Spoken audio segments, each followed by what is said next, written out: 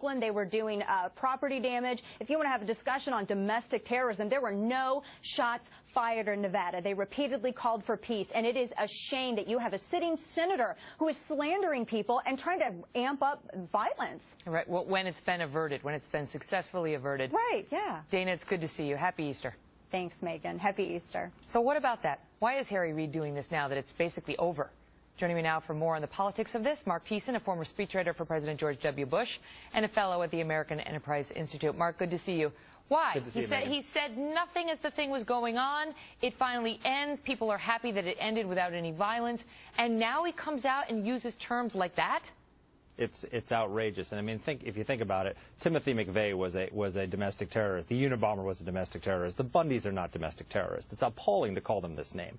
But so why would Harry Reid do something like that? Why would he associate them with Timothy McVeigh and the Unabomber and people like that? And I think there's a couple of. One, he's defending the Obama administration. If the people, if the Bundys and their supporters are domestic terrorists, then it's not excessive to send 200 paramilitary army of 200 forces to shut them down.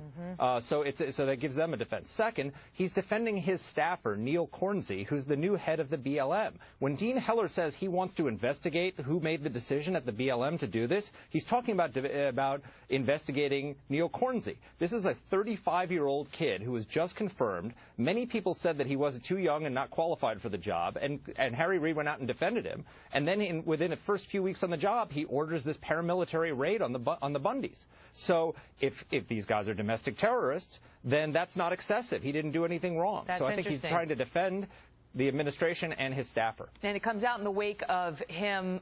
Of us seeing video of, the feds using dogs, using tasers, and, folks who were standing out there creating a First Amendment zone in the middle of the range. Literally, instead of rounding up cattle, they rounded up people and told them they had to stand behind a rope that the feds had designated if they wanted to express their outrage, which isn't exactly how we do it here in the United States of America.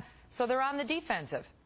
No, that's exactly right. I mean, I thought America was a First Amendment zone, but I guess we're wrong about that. There's so much that's wrong about how the BLM handled this and the Obama administration handled it, and so this is all now coming under scrutiny. So what he's trying to do is, one, defend them, but two, discredit all the people who are criticizing them, because the people who are criticizing it are the extremists. If these guys are domestic terrorists, then everybody who's saying this action is excessive, we're the extremists who are associating ourselves with domestic terrorists, and that's what he's trying to do. He called Tea Partiers anarchists, and the Democratic Party was very effective in hurting the Tea Party and diminishing their credibility by repeating that charge and the racist charge and so on. And one wonders whether something similar is now happening here.